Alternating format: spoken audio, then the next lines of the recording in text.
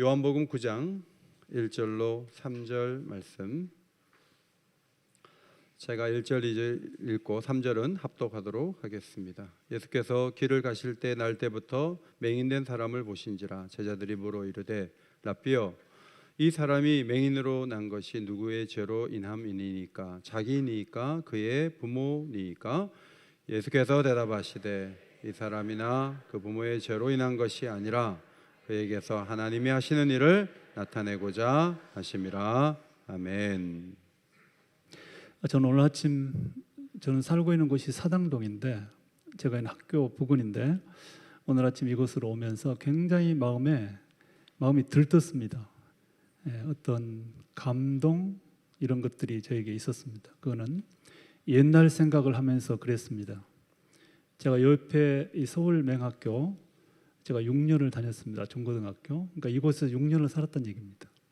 6년을 살았기 때문에 제가 다닌 학교가 참 많습니다. 뭐 초등학교도 있을 거고 또 뭐 이 서울맹학교 졸업한 이후에 또 뭐 이런저런 학교들이 많은데 그 모든 학교들 중에서 저에게 가장 큰 의미가 있었던 학교가 바로 서울맹학교입니다. 저는 개인적으로 이 서울시각장애학교에 대한 고마운 마음을 잊지를 않습니다. 그래서 이제 자주 생각하기도 하고, 그래서인지 모르지만은 주로 꿈을 꾸면 내용은 전혀 다른데 배경은 꼭 이쪽이 됩니다. 그래서 인왕산 뭐 중턱이 되는지 잘 모르겠지만 이 서울맹학교 기숙사 여러분들은 모르실 거예요. 옛날 기숙사가 어떤 상태인지. 하여튼 그런 곳에서 제가 가장 중요한 시기라고 할까요? 제가 10대 후반, 그러니까 중고등학교를 다녔기 때문에 저 인격이나 성격이 형성되는 그런 어떤 중심에 서울 시각장애학교가 있다는 그런 뜻도 될 것 같습니다. 목사님께서 제가 여러분 교회를 처음 나온 날짜를 아까 저한테 듣고 그대로 여러분에게 말씀드렸는데 제가 해야 되는데 먼저 해보니까 좀 그러긴 한데 하여튼 제가 이 1968년 계산을 해보니까 정확하게 55년하고 한 달 정도 지난 것 같아요. 한 달? 1968년 3월 4일 날 월요일 날 입학식을 했고요. 그로부터 2주가 지난 3월 18일 날 월요일 날 옥인교회라는 곳을 처음 와봤습니다. 저는 그 전까지는 교회라는 것은 들어보긴 했어요. 시골에서도. 그러나 교회를 가본 적도 없고 교회 이름을 들어본 적이 없습니다. 그런데 그때 처음으로 교회 이름 옥인이라는 이름도 듣게 됐습니다. 그때 월요일 날 오게 된 것은 무슨 부흥회라는 것이 있다 그래가지고 그 부흥회에 어떤 친구가 꼭 가자고 이끈 바람에 참석을 했었습니다. 여러 가지 좋은 말씀을 듣긴 했지만 그러나 그렇게 성경적인 말씀이 믿어지거나 와닿지는 않았지만 그냥 좋은 말씀들은 좋았습니다. 뭐 열심히 살아라, 이웃을 사랑하라, 그런 말이야 뭐 너무나 자주 들어 좋으니까요. 그런 어떤 지금 기억을 가지고 있고, 그리고 제가 예수님을 인격적으로 만난 것은 고3 때이긴 하지만 그러나 그 중간에 6년 여기 학교에 있는 동안에 여러분 교회 이 옥인교회를 자주 왔습니다. 그때 오면 특별히 집사님, 권사님들이 너무 따뜻했어요. 시골에서 있다가 정말 낯선 곳에 서울에 아는 사람 하나도 없는 데 와가지고 외롭고 힘들 때, 또 실명된 지 얼마 안 됐기 때문에 굉장히 마음속에 아픔이 있어요. 그리고 이 괴로움이 있는데 그럴 때 막연하지만 이제 교회로 오게 되면 따뜻하게 대해주셨던 그런 분들이 계셨고, 또 때로는 떡도 주기도 하고요. 빵도 주기도 하고요. 그것도 너무 좋았고요. 너무나 배가 고팠거든요, 그 당시에요. 그리고 저는 6년 다니는 동안에 친척 하나가 없는 곳이기 때문에 누가 이렇게 찾아온다거나 그런 게 없었어요. 그런데 그나마 이 교회에 와서 따뜻한 어떤 그런 인정을 제가 받으면서 굉장히 좋았던 기억을 지금 가지고 있습니다. 그러나 지금 생각해 보면 이 옥인교회에서 제가 받았던 가장 큰 은혜는 제가 고3 될 때까지 예수님 혹은 하나님을 믿지는 않았어요. 그냥 다니면서 가면 설교 말씀 들으니까요. 많은 말씀들을 들었습니다. 당시에 제가 기억하는 목사님은 윤이라고 기억했는데 아까 여쭤보니까 유 목사님이시더라고요. 유 목사님을 기억하고 있어요. 성함 모르지만. 근데 이제 그 목사님 말씀이 참 어려웠어요. 딱딱하기도 하고 재미가 되게 없었어요. 하여튼. 그래서 이거 홍해가 갈라진다는 말씀을 하시지 않나. 무슨 뭐 동정리 어쩌고 하는데 그게 어린 나이지만 말이 안 되는 말들이니까요. 그걸 어떻게 믿겠습니까, 제가? 예? 안 믿죠, 당연히. 그렇지만 그래도 말씀이 믿어지든 안 믿어지든 간에 말씀들, 설교 말씀을 통해서 수많은 성경 내용들이 기억으로 남아 있었습니다. 안 믿어져도 기억은 있어요. 늘 들으니까. 그런데 그렇게 기억됐던 말씀들이 언제 살아서 빛을 내고 움직인지 아십니까? 은혜를 받고 예수님을 믿고 나니까 그 모든 들었던, 당신은 전혀 저 말도 안 되는 소리, 저 말도 안 되는 말 하면서 거부하면서 들었던 그런 말씀들이 기억으로 남아있다가 은혜를 입고 나니까 이게 전부 다 체계적으로 이게 작동이 돼요. 그래서 마치 한 알 한 알 그냥 무질서하게 남아있는 무슨 그 구슬이 아주 아름다운 모양으로 이렇게 목걸이가 되듯이 혹은 뭐 다른 물건이 되듯이 그렇게 끼워지는 거예요. 제가 1973년 고3 때입니다. 그때 여의도 광장에서 있었던 빌그람 목사님의 선교 집회에 그것도 우연히 참석해서 하나님을 인격적으로 만나고 천국이 있다는 사실을 믿었고요. 예수님께서 구세주라는 사실을 믿었거든요. 그건 정말 감격이 깊고 새로운 세계 뭐랄까요? 그런 체험이었어요. 이제 그렇게 하고 나니까 모든 게 풀려요. 모든 게 쫙 이 뭐랄까 체계적으로 정리가 되면서 젊은 청년 시절에 그나마 이 여의도 광장에서 믿게 된 예수님, 하나님, 그때 그 전에 안 믿고 들었던 말씀들이 다 살아서 제 청년 시절에 신앙이 체계화되는데 굉장히 크게 도움이 됐다는 거. 그때 처음으로 예수를 만났다면 아마 상당 기간 동안 이런저런 뭐랄까요? 전혀 예수 성경을 몰랐다면 그랬을 건데 그래도 옥인교회를 통해서 들었던 수많은 말씀들이 제 인생 속에 큰 밑거름으로 작용했다는 거. 그래서 감사를 드립니다, 여러분한테요. 여러분 아무 상관이 없겠지만 혹시 그때 계신 분들이 계시는지 모르겠어요. 그러나 어쨌든 그때는 참 서울매학교 학생들에게 여러분 교회는 따뜻했습니다. 그리고 늘 자주 찾아오시기도 하고요. 그랬던 기억을 가지고 있습니다. 그래서 오늘 아침 오면서 여러분들이 인정할지 않을지 모르지만은 내가 그래도 옥인교회에서 처음 신앙생활을 시작했는데 이 말이 적절할지 모르지만 내가 옥인교회 출신인데 이분들이 이걸 인정할까 말까 뭐 할 수 없지, 인정 안 해도. 그건 어쨌든 간에 어린 날 여러분 교회에서 참 큰 은혜와 그런 추억을 가지고 있는데 그래서 아침에 오면서 마음에 참 감동이 있었습니다. 여러분 반갑습니다. 그런 여러분들 만나게 돼서요. 네.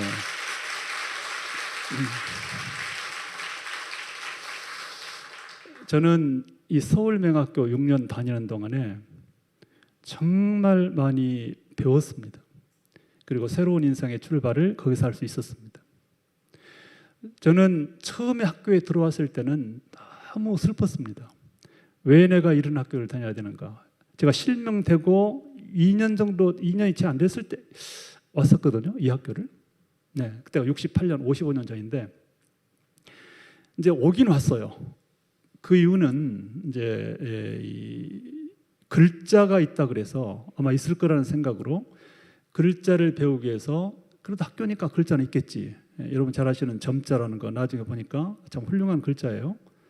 그래서 어쨌든 간에 그걸 배울 요량으로 학교를 오긴 왔지만 그러나 보이지 않는 눈이 갑자기 떠진 것도 아니고 거기 갔더니 수많은 좋은 사람들이 있어가지고 저를 그렇게까지 환영한 것도 아니고요. 상당히 어려운 환경 속에 그리고 모든 사람들이 안 못 보는 학생들이니까 처음에는요 너무 창피한 거예요. 이 어린 마음에. 아니 왜 내가 이런 애들하고 살아야 돼? 이런 마음이 드는 거예요. 네. 그리고 이런 학교를 다니고 있다는 것 자체가 너무 부끄럽고요. 이것도 학교인가?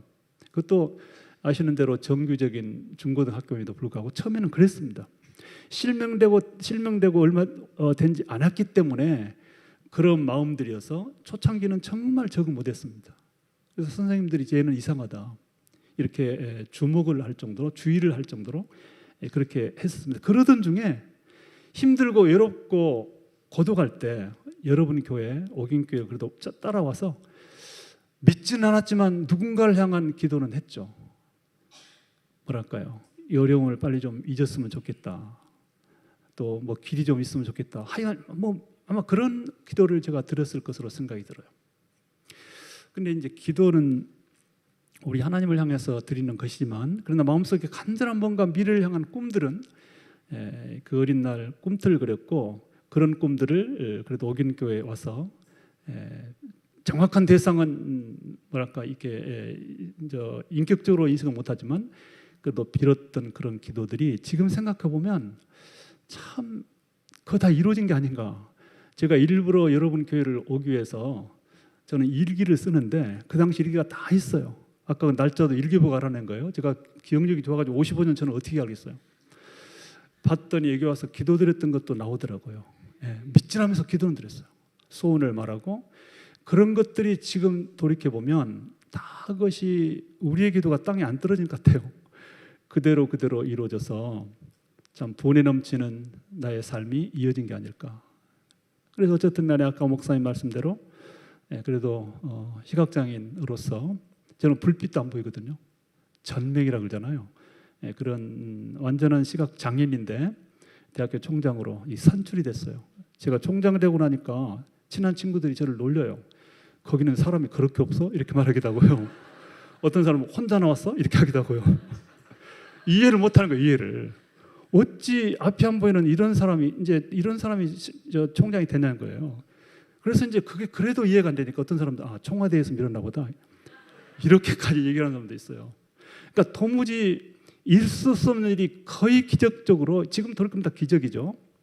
기적적으로 제가 총장이 되어서 저희 총신대학교가 아마 우리 목사님 너무나 잘 아시겠지만은 여러 가지 내용 때문에 거의 무너졌어요. 무너져. 회사로 말하면 부도가 난 거예요. 제가 직전 총장은 구속이 돼 있었고요. 관선이사가 파송돼 있었고요. 오직 좀 여러 가지로 부족하면 목사님들 이사들은 다 쫓겨나고 나라에서 믿지 않는 사람들 대부분 그런 사람들을 이사로 보내놓고 그리고 내부 구성원들은 그냥 4분의 1 이렇게 분열이 돼서 이런 상태 속에서 제가 총장이 돼요. 제가 이 거짓말을 못해요. 왜냐하면 여기 제가 가장 친하게 지낸 제가 좋아하는 백은영 교수님 딱 앉아 계시죠 지금. 그러고 보니까 아까 찬양 잘하대요. 제가 특별히 들어봤어요. 백 교수님 소리가 어떤 거지? 근데 묻혀가지고 잘 못 알아듣겠더라고요. 하여튼 그렇게 이제 총장이 돼서 제가 총장이 되었을 때 제가 잘해야 되겠다는 결심을 3가지 이유 때문에 했습니다. 그걸 좀 소개하고 싶어요. 우선은 제가 총장 되었을 때 시각장애인들뿐 아니라 수많은 장애인들이 우선 축하의 말을 함과 동시에 어떤 장애인들은 가슴에 한이 풀렸다. 총장은 내가 됐는데 왜 지 가슴에 한이 풀린지 모르겠지만은 그러면서 막 우는 사람도 있고요. 너무너무 기뻐해줬어요. 그리고 장애인 가족들도 축하해줬고요. 그러면서 도무지 상상할 수도 없는 그런 자리에 중증 시각장애인이 되고 나니까 뭐랄까요? 그게 자체가 놀랍기도 하고 정말 뭐랄까요? 장애인의 어떤 새로운 길이 뚫린 듯한 그런 마음을 갖게 된 거예요. 그래서 그렇게 축하해 줬는데 내가 만일 총장을 잘 못하면 그들이 실망하고 내가 못해가지고 중간에 쫓겨난다 그러면 얼마나 이게 문제가 되겠어요. 나는 그래도 괜찮은데 다른 장애인들의 그런 뭐랄까 즐거웠던 기쁜 마음을 무너뜨리는 그런 죄를 지는 것 같다는 생각이 들게 됐고요. 그리고 나중이라도 내가 못하면 다른 장애인들이 총장 데려갈 때 다른 시각장애인이 옛날에 그 이재석 시각장애인 진짜 못했어 이러면서 안 시켜주면 어떡해요. 하여튼 이런저런 상황 때문에 잘하려고 결심을 했습니다. 그리고 또 한 가지는 저는 44년 전 1979년입니다. 미랄이라는 선교단체를 만들어서 지금 세계적으로 활동을 하고 있어요. 그리고 제가 그래 어쨌든 간에 총재로서 전체적으로 이끌고 있어요. 그런 명예도 가지고 있는데 이제서 그럼 미랄 연상하는데 제가 만약에 총장 역할을 못하면 미랄이 욕을 먹을 것 같다는 생각이 들었어요. 뭐 사적인 걸 얘기해서 미안하다. 저 개인적으로 그런 생각이 들었어요. 그래서 미랄의 명예를 위해서라도 내가 열심히 잘해야 된다. 그리고 실질적인 거는 학교가 당시에 이 위기에 총장으로 선출된 내가 잘못 감당한다면 이건 학교가 무너진다. 그래서 120년이 넘은 유서 깊은 종신대학교, 더군다나 목회자를 양성한 학교가 올바르게 정상화 빨리 돼야 된다는 그런 일념을 가지고 잘해야 되겠다는 결심을 했거든요. 그래서 달려온 4년이었고 딱 5월 24일까지니까 한 달도 안 남았네요. 이제 그때까지 조금 남아 있습니다. 네, 나름대로는 열심히 했다고 생각이 들고요. 내가 백 교수님 없으면 좀 말을 하겠는데 백 교수님 때문에 말을 못 하겠고, 하여튼 물어보세요. 그동안 이재수 총장 잘했어? 물어보시길 바라겠습니다. 저 나름대로는 열심히 했습니다. 여러분, 저는 오늘 장애인 주일로 여러분 교회가 지켜주신 데에 대해서 우선 감사하다는 말씀을 드리겠습니다. 무슨 자격이 아니라 장애인의 한 사람으로서, 더군다나 수십 년 동안 미라를 이끌어온 사람으로서 여러분의 교회가 여러분 교회도 다른 교회도 가끔 있긴 하지만 1년에 그래도 한번 장애인주의로 지키는 것은 이거 엄청난 감사해야 될 내용으로 저는 생각을 하고 있습니다. 그리고 제가 매주마다 교회를 다니거든요. 이런저런 주제를 가지고 다니기도 하고 그렇게 되는데, 근데 어디 가서 이렇게 딱 장애인의 문제를 지정을 해갖고 말하지 않으면 그 말을 하기가 참 부끄럽다고 뭐라고 그럴까, 좀 힘들어요. 왜냐하면 성경 안에서나 교회 안에서 장애인에 관한 주제는 그렇게 인기 종목이 아닙니다. 미안하지만 다른 걸 얘기해야 되죠. 그래서 저 역시도 하고 싶긴 해요. 정말 한번 장애인 얘기를 하고 싶지만 그러나 그렇게 목사님들이나 성도들이 원치 않아요. 솔직히 말해서. 그러다 보니까 제가 이제 주로 안 하게 되는데, 근데 오늘은 장애인 주일이기 때문에 제가 마음 놓고 장애인에 관한 얘기를 좀 짧게나마 할 수 있어서 얼마나 감사한지 모르겠습니다.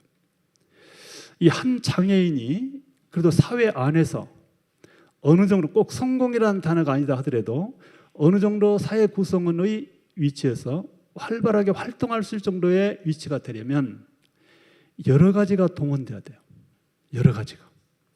저의 경험을 중심으로, 물론 저의 체험과 경험, 개인적인 경험이 모든 장애인들에게 똑같이 적용된다 이렇게 일반화시키긴 좀 어려워요. 그러나 대체로 참고는 될 거라 생각이 들어요. 제가 살아보니까, 제가 어쨌든 간에 종신대학교 교수 25년 했고요, 미라를 세계적인 기관으로 성장시켰고, 그리고 이제 총장의 자리에까지 이르렀잖아요. 이것을 성공으로 말한다면 제가 성공하게 됐던 과정과 동기는 무엇이었을까? 무슨 힘이 저를 성공을 만들었을까? 한 장애인, 치명적인 장애인, 앞이 한치는 고사하고 불빛도 안 보이는 시각장애인, 거기다가 초등학교를 졸업한 이후에 중학교도 가기 못 갈 정도로 가난했던 제가 어떻게 이런 일들을 할 수 있었을까? 이 과정에 제가 몇 가지를 말씀드리고 싶어요. 첫째, 가족들이 포기해서는 안 돼요. 가족들이 중요하다고 저는 봐요. 이거 길게 설명할 수는 없고요. 저 같은 경우는 저보다 8살 많은 형이 그 일생을 저한테 걸어서, 일생까지는 아니고 어쨌든 간에 총신대 졸업할 때까지, 처음에 이 서울대학교를 데리고 온 것부터 가도록 아버지를 설득한 것도요. 저희 아버지는 저를 점치는 사람에게 보내려고 그랬어요. 그 점이라도 배우려고 실명이 되고 나니까. 근데 형이 우겨서 막 싸우다시피 해가지고 아버지한테 저를 데리고 이 학교에 입학해 줬어요. 그리고 그 다음에도 이제 서울명학교가 국립이긴 해도 돈도 꽤 듭니다. 우리 이제 당시로 보면 지금도 그렇죠. 이 적지 않게 드는데 다 형도 국민학교 졸업한 사람이에요. 물론 나중에 어떻게 해서 이제 초등학교 교사가 되긴 했는데요. 그 형이 뒷바자를 해줬고요. 아버지는 돈도 없고 마음도 좀 따라오지 못하고요. 그리고 그 형이 저를 총신대학교에 다니도록 도와줬어요. 거기까지. 이 희생이 없었으면 아마 저는 그 어떤 것도 할 수 없었을 겁니다. 예. 그래서 우선은 가족이 포기해서는 안 된다. 이것에 대한 설명은 훨씬 더 많은 게 있지만 일단은 제 개인적인 경험을 중심으로 얘기를 하면 그렇습니다. 저희 형이 저를 밀어줬습니다. 그러니까 저를 아는 사람들은 다 형을 물어봐요. 그 늘 다니던 형, 그 형, 지금 잘 있냐고 물어보기도 하고 그래요. 두 번째는요, 이건 좀 조심스러운데 당사자가 노력을 해야 돼요. 그러니까 가족들이 당사자에게 무조건 사랑으로 밀어주고 적극적으로 후원하는 것도 좋지만 본인이 노력하도록 계속 동기부여가 되어줘야 돼요. 본인이 노력하지 않으면 안 됩니다. 과잉보호도 안 되고요. 본인이 할 수 있도록. 저 같은 경우는 뭐 어쩔 수 없어 했겠지만 정말 개인적인 노력을 많이 했습니다. 정말로 많이 했습니다. 네. 이루 말할 수 없어요. 그 과정 속에서 이 서울대학교 다닐 때도 물론 그랬고요.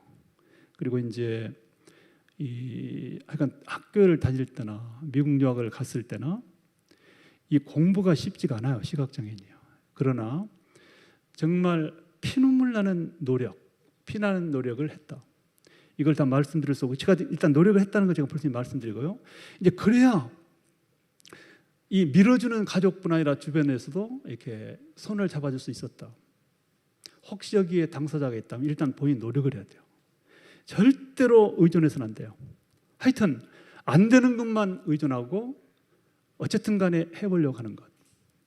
그 다음에 세 번째가 뭐냐면 이웃 혹은 친지 조금 확대하면 사회가 협력을 해야 돼요. 사회가. 어떤 사람이 살아간다고 하는 것은 혼자 산에서 사는 것이 아니라 사회 안에서 구성원으로 사는 겁니다. 그 안에서 인정도 받아야 되고 어떤 자리를 얻어야 돼요. 그건 누가 할 수 있는 것이냐? 사회가 하는 거예요. 이웃이 해주는 겁니다. 그래서 사실은 장애인과 이 일반인과의 가장 큰 갭이 뭐냐면 어떤 거리감인데 되게 이렇게 생각하는 거 많아요. 장애인들 멀찌 보면 되게 불쌍하다는 생각은 되게 같습니다. 그러니까 후원금도 주고 돈도 주고 물질도 이렇게 지원을 합니다. 근데 문제는 뭐냐면 그러고 말아서는 안 되고 가장 적극적인 장애인에 대한 사랑의 실천은 내 옆자리에 내가 살짝 피할 희생을 해서라도 내 옆자리에 서게 하는 것이에요. 그거는 그냥 단순히 쓰는 것이 아니라 직업의 현장에서 교육의 현장에서 여러 가지 사회 각 분야에서 조금 부족해 보여도 그래도 그를 손잡고 그 자리에 서도록 허용해 주는 것, 관용해 주는 것. 이것이 장애인을 성공시키는 것이었어요. 저 같은 경우는 굳이 말해본다면 저는 미라를 하면서 제가 안 못 보는 학생이 미라를 창립해가지고 학생실을 만든 거거든요. 정말 이 좀 표현이 이상하지만 뭐 훌륭한 회사 다니는 청년들, 인류대학 다니는 청년들, 그런 청년들이 그래도 저를 책임자로 계속 밀어주고 앞장세우고 또 저의 의견을 존중해주는 그런 협력이 있었기 때문에 미라를 성공할 수 있었고요. 그리고 그 외에도 이런저런 게 특별히 또 한 가지 단적인 예는 제가 총신대 교수의 제가 박사학위를 어렵게 힘들게 시각장애를 받았을 때 제 모교인 총신대학교에서 교수 자리를 한 자리를 저에게 주는 거예요. 이것이 자리를 허용해 주는 거거든요. 그렇게 됐을 때 제가 정말 그것을 날개 삼아서 여러 가지 활동을 할 수 있었고 수많은 후배들도 또 장애인 사회가 할 수도 있었고 또 결국은 그 끝에 총장의 자리까지 올라왔으니까요. 말하자면 그래서 장애인들을 불쌍하게 동정의 대상으로 끝낼 것이 아니라 나의 옆자리로 손잡아주는 그런 아량이 있어야 된다. 헬렌 켈러도 사실은 따지고 보면요, 그건 누가 키운지 아세요? 미국 사회가 키운 겁니다. 어느 정도 재능을 보이니까 무대를 제공해요. 막 데려다가 초청해서 설교도 강연도 듣고 그 거의 솔직히 말해서 살리반의 이 활동이거든요. 설리반 그 선생님. 그러나 그 모든 되어지는 것들을 헬렌 켈러에게 공을 돌리면서 그에게 기회를 주고 그를 대장으로 만들어주고 표현이 이상하지만 앞세워주는 그런 사회적 아량이 결국은 그를 성공하게 만들었고 그래서 지금까지도 헬렌 켈러는 그 이후에 수많은 장애인들 고통과 절망에 처음에 장애를 입었을 때 절망에 빠졌을 때 헬렌 켈러를 생각하면서 희망을 갖도록 하는 그런 인물로 키웠다. 미국 사회의 공입니다. 전적으로. 그리고 제가 말하고 싶은 것은 네 번째로 교회가 응원을 해줘야 됩니다. 교회는 여러분 성도가 성도로서 사는 것이 얼마나 불편한지 아십니까 혹시? 불편함이 없다면, 너무 편하다면 어떤 한 부분이 소원하는 경우도 있어요. 우리 성도들에게는 한 가지 안 하면 안 되는 일이 있어요. 그게 뭐냐? 어려운 이웃을 보고는 피해갈 권한이 없어요. 힘들고 고통 중에 있는 지극히 작은 자를 피할 권리나 자유 우리는 없습니다. 말하자면, 왜냐하면 우리가 믿고 있는 하나님께서, 예수님께서, 성경이 그것을 우리에게 명령해 놓고 있어. 너희들 지극히 작은 자에게 나에게 한 것처럼 해야 된다. 이 지극히 작은 자가 누구냐? 장애인을 포함한 수많은 약자들이에요. 교회는 그들을 외면할 자유가 없어요. 뭐만 해야 되느냐? 무조건 찾아가서 싫든 좋든 이를 악물고라도 억지로라도 협력해 줘야 되는 거. 너무 좀 강압적인 얘기에 대해서 말하자면 그렇다는 뜻이에요. 자, 그런데 저 같은 경우도 사실은 미국 유학 일전 한 푼 없이 맹목적으로 지팡이 들고 혼자 떠났거든요. 누가 저를 도와준지 아십니까? 교회의 성도들이요. 개묵은단처럼 10불, 50불. 저는 정말 깜짝 놀랐어요. 정말 어쩜 미국에서 죽을 수 있다. 유학 가가지고 돈도 없이 혼자 아는 사람 없이 가니까요. 그래서 믿음으로 간 거죠. 그랬더니 수많은 개미군단들이 기다리고 있었다는 듯이 저에게 이렇게 저렇게 협력을 해서 제가 10년 미국 유학을 성공적으로 마쳤을 뿐 아니라 유학하는 동안에 미국 여러 곳을 다니면서 미랄도 조직하고요. 그게 뭐냐? 결국 교회가 저를 응원해 줬어요. 교회 성도들이 저를 밀어줬기 때문에 그렇게 되는데, 저는 그런 의미에서 굉장히 럭키, 이 행운아예요. 어떤 의미에서 너무나 교회 사랑을 많이 받은 사람인데, 문제는 이거 하나는 좀 우리가 하나를 말씀드리고 싶은 게 뭐냐면, 현재 우리나라의 전체 장애인 등록 장애인은 한 250만 될 겁니다. 정확한 건 제가 조금 잘 모르겠는데 아마 그쯤 될 거예요. 그러나 이제 그거는 등록된 장애인이고요. 장애인 복지법에 정해놓은 15종의 장애인만 해당돼요. 그거는. 근데 그거 말고도요, 등록하지 않은 사람 혹은 꼭 장애는 그 법적인 장애 영역 말고도요, 정신적으로 육체적으로 혹은 어떤 질병에 노출돼서 고통을 당하면 그거 다 장애인이거든요. 전체적으로 봤을 때 모든 우리 국민의 10%를 장애인으로 봅니다. 그런데 전체 장애인 10% 중에서 교회를 다니고 있다라고 추산되는 경우가 한 2~3%로 보는 것 같아요. 그것도 정확하진 않아요. 대체로 그렇게 봅니다.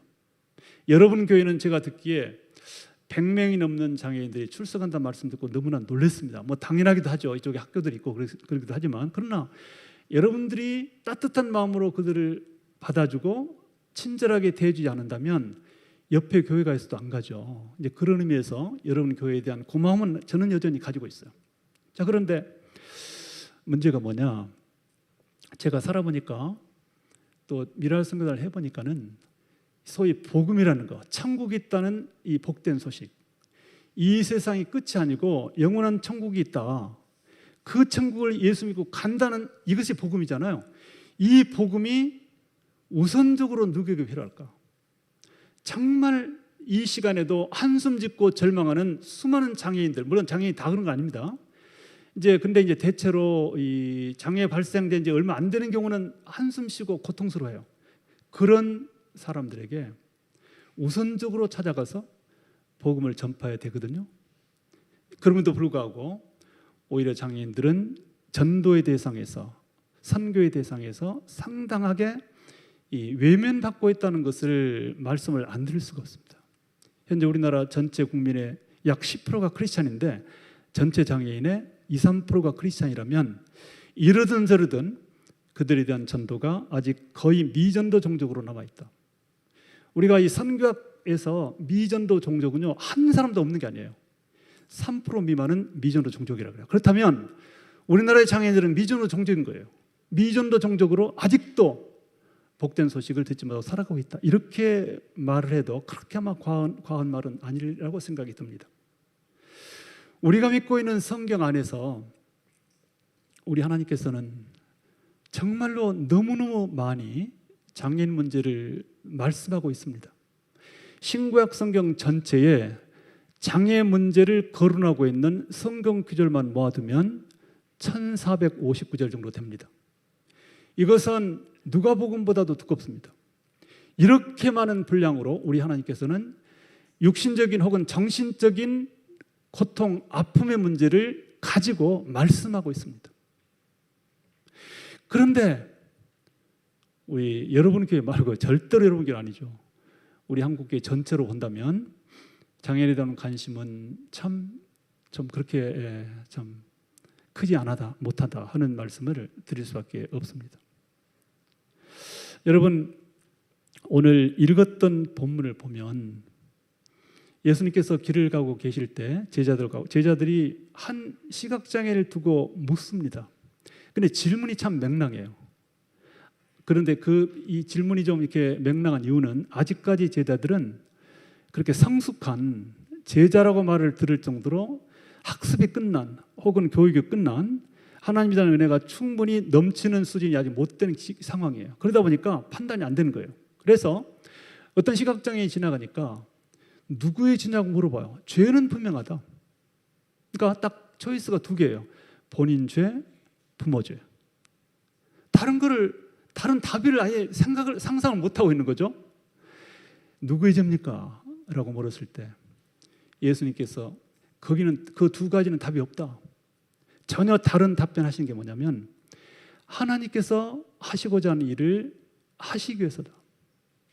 하나님께서 이 사람의 인생 속에서 하시려고 하는 어떤 일이 있는데 그 일은 이 사람이 시각장애인이 되어야만 이렇게 나타날 수 있다. 드러난다. 그 일이 이루어질 수 있다. 하나님의 일이 있다고 하는 것을 이렇게 설명을 합니다. 물론 이것이 제가 이 성경의 말씀을 가지고 모든 경우가 다 그렇다고 제가 주장하는 건 좀 힘들 겁니다. 조금 좀 무리가 있습니다. 이 케이스가 있습니다. 그러나 대체로 보면 우리 하나님께서는 이 당신이 사랑하시는 백성들의 인생 속에 하시고자 하는 어떤 계획을 세우십니다. 이것이 성경에 있는 말씀이에요. 에베소서 1장 11절을 보면 모든 일을 그의 뜻의 결정대로 일하시는 이가 그 하나님 이름 말씀해요. 그 하나님께서 그 하나님의 계획에 따라서 우리가 예정을 입었다. 예정됐던 것이고 그리고 그 예정 안에서 우리 모두는 기업이 되었다. 우리의 성도들의 삶 자체가 하나님의 기업이거든요. 우리의 삶 자체가 이래봬도 하나님께서 설정해 주신 우리의 기업이에요. 하나님의 기업이거든요.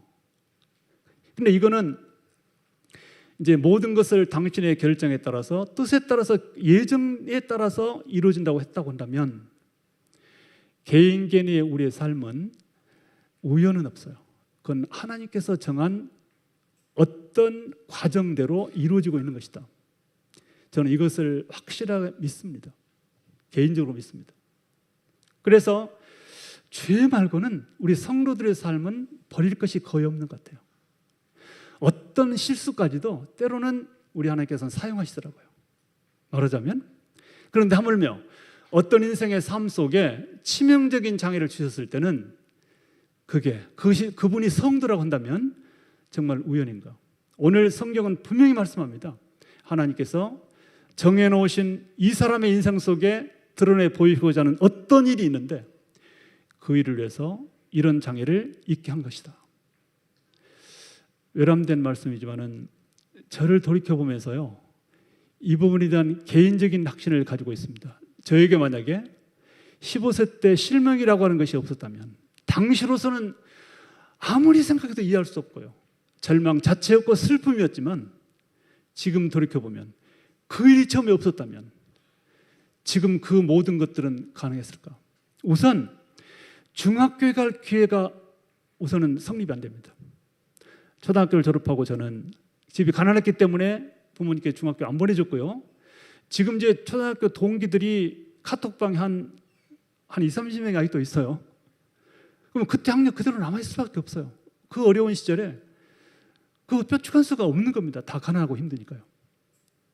그런데 저라고 할 수 있겠어요. 그러면 제가 미국 유학까지 가가지고 학위도 하고 대학 교수가 되는 이런 과정 속에서 실명을 빼버리면 이게 가능한가? 저는 가장 소중히 여기는 것이 목사라고 하는 직분인데요. 이건 역시도 가능했겠는가? 물론 학력을 제가 우상화하거나 그게 중요하다는 뜻은 아니에요. 말하자면 제가 지금 누리고 가지고 있는 그 좋은 것들이 바로 실명으로부터 가능했다. 그리고 특별히 저는 저의 인생 속에서 가장 큰 의미로 받아들이고 있는 것이 장애인 선교를 시작한 일입니다. 1979년 젊은 날 학생 시절에 젊은 대학생들을 데리고, 이쪽에 대형제일교라고 있어요. 총신대 학생들을 데리고 온 것이 아니라 여기서 멀지 않는 신촌의 대형제일교회 청년들을 데리고, 제가 그때 청년들 성경을 가르쳤거든요. 그 청년들을 데리고 미랄 선교단을 창립해서 오늘날 이만큼 세계적으로 활동하게 됐는데, 제 자신이 장애인이 아니었다면 어떻게 장애인의 세계를 알아서 장애인의 선교 문제가 얼마나 심각하고 그들의 삶이 얼마나 힘들다는 걸 제가 어떻게 알았길래 장애인성을 하겠어요. 제가 시각 장애인이기에 그걸 이해할 수 있었고 잘 알았기 때문에 이 길로 올 수 있었다. 제가 실명이 안 됐으면 미안하지만 미랄 선교단은 죄송하지 없습니다. 모르죠. 또 하나님께서 다른 사람을 세워가지고 할지 모르지만 지금 세계적으로 대단한 활동을 하고 있거든요. 말하자면 이 모든 걸 생각하면 정말 하나님, 그래서 제가 지금 이제 총장 직책도 이제 한 달도 채 안 남았는데 돌이켜보면 모든 것이 은혜거든요. 근데 그 모든 은혜의 출발점에 실명을 주신 거예요. 실명. 제가 재미있게 이렇게 생각을 해봐요. 내가 그때 실명 안 되고 또 나르자면 그 수준에 맞도록 사는 것을 택할래? 실명되고 지금 가지고 있고 해왔던 거 다 그거 할래? 어느 걸 택하겠어요? 당연히 실명이죠. 그리고요, 안 보고 살아도 살만해요. 좋은 것도 많습니다. 편리한 것도 많아요. 네, 꼴 보기 싫은 거 안 보기도 하고요. 네, 네. 그리고 이상한 건 절대 볼 수가 없고요. 말하자면. 네. 그리고요, 또 한 가지가 뭐냐면 치명적인 장애를 가지고, 이건 불편함이고 아픔이에요. 솔직히 말하면 지금도 힘들죠. 네. 이것이 있기 때문에 제가 하나님의 도우심을 손 버릴 수밖에 없어요. 하나님 도와주세요. 여러분들은 여기서 이 교회당 주차장 나가는데 하나님 도우심 필요해요? 그냥 가면 되죠. 나는 안 돼요. 나는 하나님 도와주세요. 이거 힘들어요. 못 갈 수 있고 부딪힐 수 있고 빠질 수 있잖아요. 이렇게 철저하게 제 모든 삶은 하나님의 도우심이 있어야 가능했어요. 근데 이것은 다르게 말하면 시시때때로 하나님을 불러요. 하나님 도와주세요. 근데 우리 하나님은 이걸 좋아하시거든요. 우리 하나님이 가장 좋아하시는 성도들의 모습이 뭔지 아세요? 하나님 저 부족합니다. 도와주세요. 부족을 고백하는 것이에요. 실제로 부족을 실감하면서, 근데 되게 건강하고 가지고 있고 모든 것이 문제가 없고 뭐 권력이나 물질적인 면에서 이렇게 충분하면 차라리 뭐랄까 이게 잘 약간 소홀히 할 수 있는데, 그러나 저는 그런 것들이 하나도 없다 보니까 그냥 제가 미국 유학도 지팡이나 들고 그런 믿음으로 떠났습니다. 그런데 그렇게 철저하게 아무것도 못한다는 고백으로 하나님께 매달리면 그것을 우리 하나님 좋아하시고 길을 열어주시더라. 이것이 저의 신앙 간증입니다. 이게 제 고백이에요. 우리에게 우리의 인생 속에서 뜻하지 않는 고난, 역경이 있습니다. 그게 꼭 장애 말고 장애 질병 말고도 수없습니다. 가정적인 문제나 사업의 문제나 뭐 여러 가지 직장의 문제가 있어요. 여러 가지 아픔과 고난, 고통이 있을 때 그것이 고난, 고통으로 끝나느냐? 우리는 그럴 경우에 무릎 꿇고 주님 앞에 부족을 고백하면서 도우심을 요청하면 하나님이 그래 내가 기다렸어. 바로 네가 나 앞에 무릎 꿇기를 기다렸기 때문에 내가 내 인생 속에 개입하게 하고 개입의 통로가 돼가지고 들어오시더라. 우리의 약함은, 우리의 궁지는, 우리의 고난은 하나님께서 일하실 수 있는 찬스인 것을 믿으시기 바라겠습니다. 저의 실명은 최고의 아픔이었기 때문에 그거를 기회 삼아서, 그걸 통로 삼아서 우리 하나님께서는 저의 인생을 개입하시고 하나님께서 원하시는 대로 대처로 인도해 주신 것으로 저는 믿고 있습니다. 여러분 그런 믿음으로 승리하시기를 바라겠습니다. 한번 기도하겠습니다. 치세요. 하나님께서 하는 영광. 제가 아니라요. 저도 칠게요.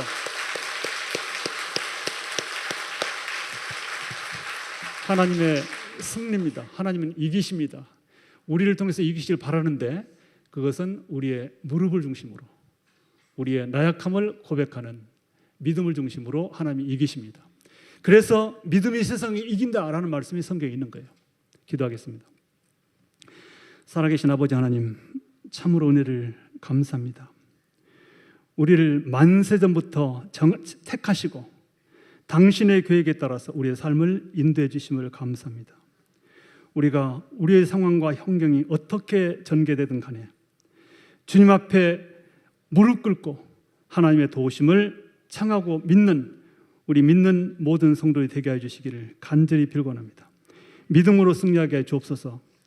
우리 속에 찾아오는 어느 날 도둑처럼 찾아온 그런 고통과 고난의 순간도 믿음으로 이길 수 있도록 도와주시기를 간절히 빌곤합니다. 예수 그리스도의 이름으로 기도하옵나이다. 아멘.